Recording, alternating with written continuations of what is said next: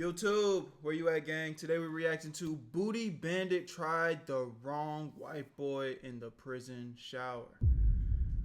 We are about to get a very good video, guys, but real quick, if you guys can't tell, I am super sick right now.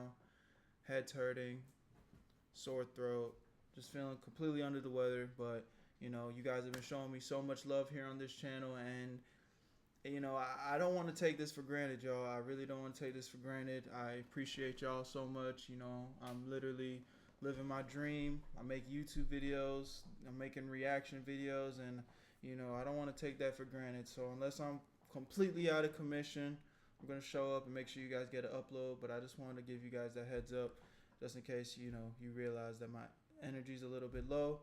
But, you know, leave a like. I'd really appreciate it. Thank you guys so much. Let's get right into the video. Come on.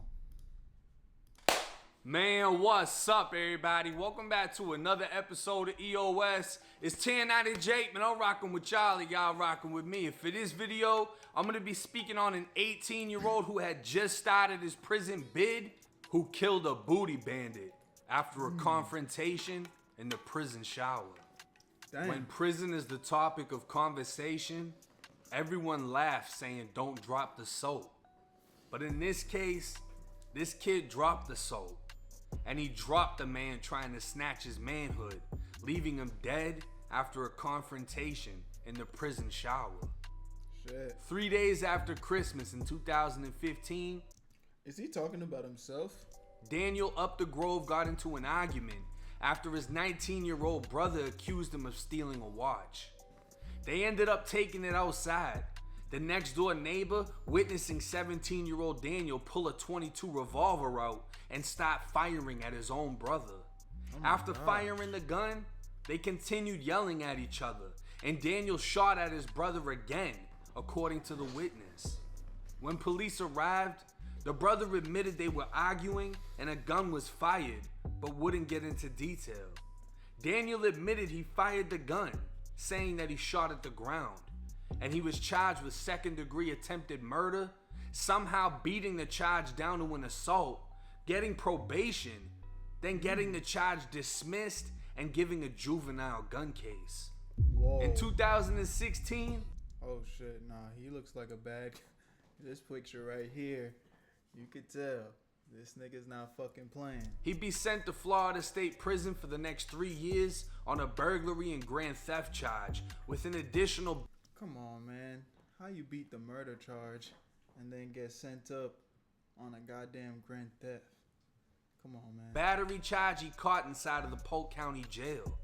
Daniel and another inmate beat the shit out of somebody, knocking out his front tooth. After the inmate was transferred to the Lakeland Regional Medical Center, staff there discovered his jaw was broken in 2 places. No cameras or jail staff actually saw the incident go down, but the victim and inmate witnesses told on Daniel. After being transferred to prison, Daniel wouldn't even make it out of reception before catching a body.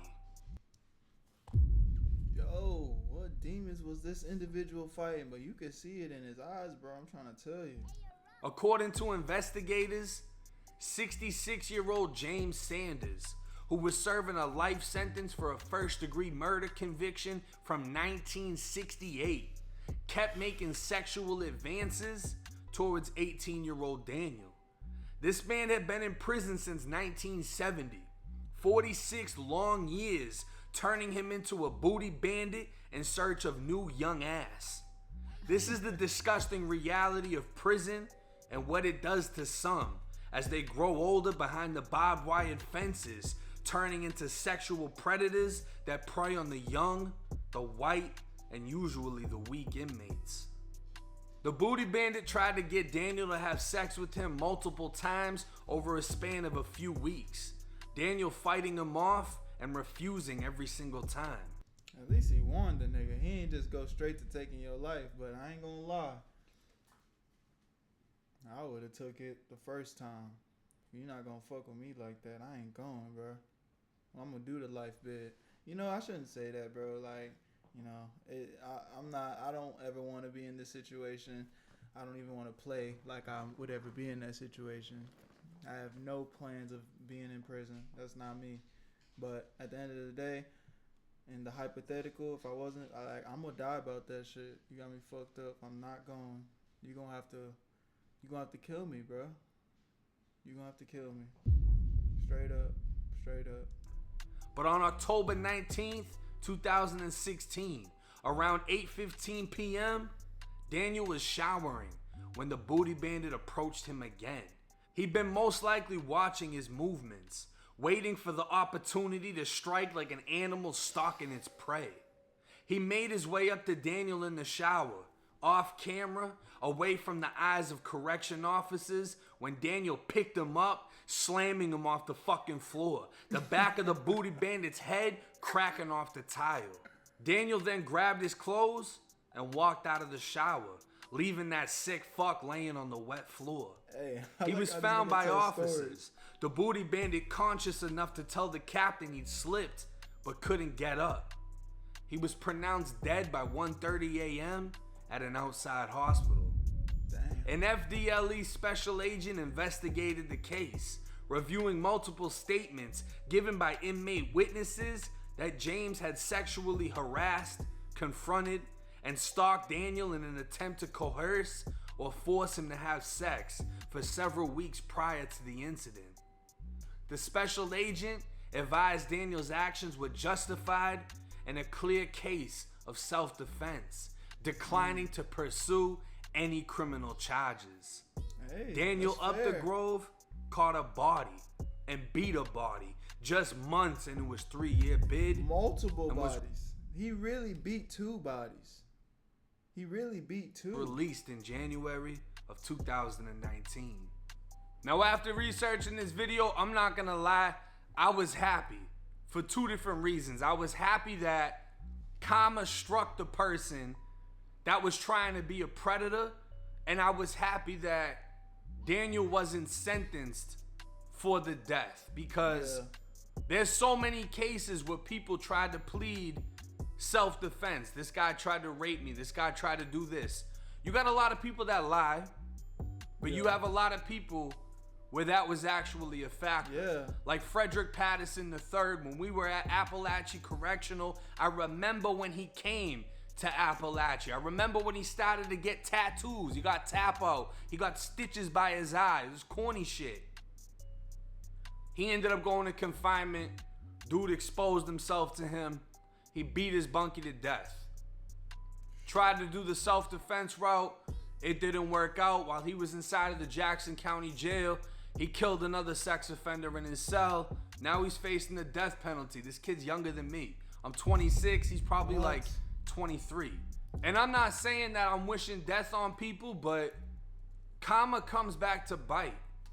Yeah. When you have people that have been inside of prison for 46 fucking years with a life sentence, never going home, why is he even around an 18-year-old that's going home within 36 months? I don't understand. Yeah, I mean, something definitely needs to be figured out there. But you know what, bro?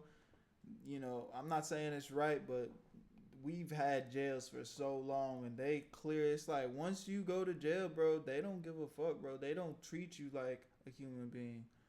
And you know, there's monsters in there. There's monsters in there that I'd argue don't need to be treated like human beings. They're monsters. But, you know, I don't know. I don't know what the solution is, man. You know, we out here, we paying our taxes and shit. Like, they need to figure that out. They need to figure that out. Whether more jails need to be built, you know, like, you know what I'm saying? It's like, all right, you doing some real time, but you don't go where the demons lay.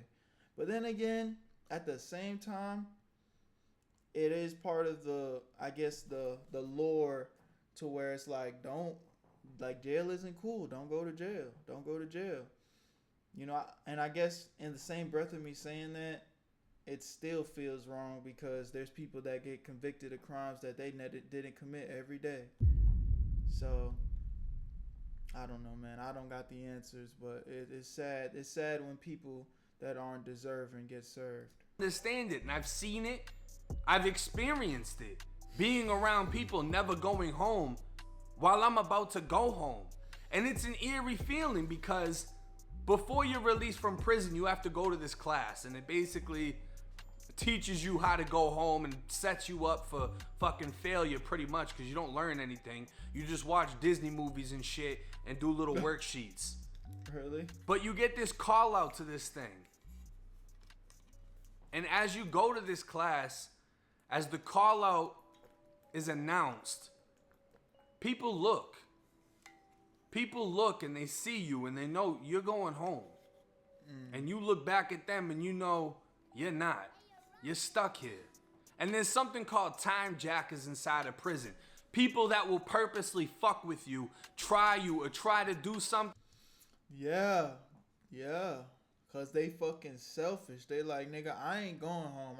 I'm serving life in here or I'm gonna die in here. It don't matter what I do. Okay, add another 1,000,000 years to my sentence. I don't give a fuck. But you, yeah, I'm gonna fuck your shit off. Cause I'm bitter, I'm evil, I'm selfish. Yeah, I want you to suffer right here with me. Something to jack your time, to snatch it, to keep you from going home out of jealousy and envy due to the fact that they can't. They might come up and try you just because they feel that you're not gonna do anything to risk, to jeopardize going home. Imagine you're about to leave, somebody rushes in your cell and takes all your shit, and your whole bid has been fucking violent. Your whole bid, you've stood up for yourself. You've demanded respect. This person takes all your shit because they want to test you. What are you gonna do? Are you gonna take it to the chin and just go home? That's what you need to do. Or have you been institutionalized in this short amount of time that you can't let shit slide? Maybe you're affiliated and you got people looking at you like, nah, you gotta go handle that. Maybe you're unaffiliated and still you got friends looking at you like, what are you gonna do? They might not be mad if you walk away and you do nothing, but what the fuck are you gonna do? These are time jackers. This is an actual reality inside of prison. If you're young, you're white, you're weak, whatever, there's people in there that wanna fuck you. And there's no other way to sugarcoat it or explain it. There are people in there that want to treat you like a fucking sex doll on a daily basis and will pass you around to multiple other people. You will catch diseases. You will be treated like a bitch. There's no respect. There's no condom. There's no fucking lube. None of that. This shit's brutal. This is the reality of prison. And I'm glad to be able to present an example of somebody that stood up for themselves and that investigators were able to recognize that other inmates actually stood up and said something. Florida isn't like California. When somebody gets bodied inside of the Florida Department of Corrections, if you look up these cases, you'll have the whole fucking dorm getting interviewed for statements. So in these court papers, you'll have 80-something people listed as witnesses on top of the staff that were involved. And out of those 80-something people, 50 of them are gonna give witness statements saying what had happened. Yeah. That's just how it is. I don't know, other states, they keep their mouth shut. Florida ain't like that. Everybody's gonna fucking say something. Period. That's just how it goes. These inmates said exactly what happened, and exactly what happened matched Daniel's defense. Daniel wasn't charged with the murder. And I'm sure that the fact that he stood up for himself, even though he killed a black inmate, and there might have been some inmates that felt some type of way about that, I don't know how you wouldn't be able to respect him for what he did. Yeah. He wasn't letting somebody fuck him. He wasn't letting somebody try him like that. And he was able to handle himself in a manner where he didn't go and stab him in the neck on the way to chow, but he came at him, he handled it. He was able to walk out of the situation safely. Not every situation is gonna present itself like that. I'm surprised, honestly, that the Booty Bandit didn't pull a knife, because that's how I usually have heard of it going down. They'll put a knife to you and then tell you what they want. And then you have the option, either get stabbed or give it up. But hey, it's the Florida Department of Corrections. If you're in the state of Florida, I highly suggest you stay the fuck out of prison. It's 1090 Jake. I'm rocking with y'all. Y'all rocking with me. Till next time. 1090 Jake. I ain't gonna lie. I really like that video, man. I fuck with his shit. I'm gonna subscribe. Okay, 1090 Jake. That was something new, man. Well, y'all already know what it is, man. Again, I'm not gonna talk y'all ear off too much on today's outro. I'm really feeling under the weather, man. But you know, I hope you guys enjoyed. I definitely did. It looks like we got somebody else that we could tap into for stories and prison stories. 1090 Jake. All right, I'll see you on the next one. My name's Berto. Love y'all. Appreciate y'all. Drop a like for me today, and I'm gone. Where you at, Berto?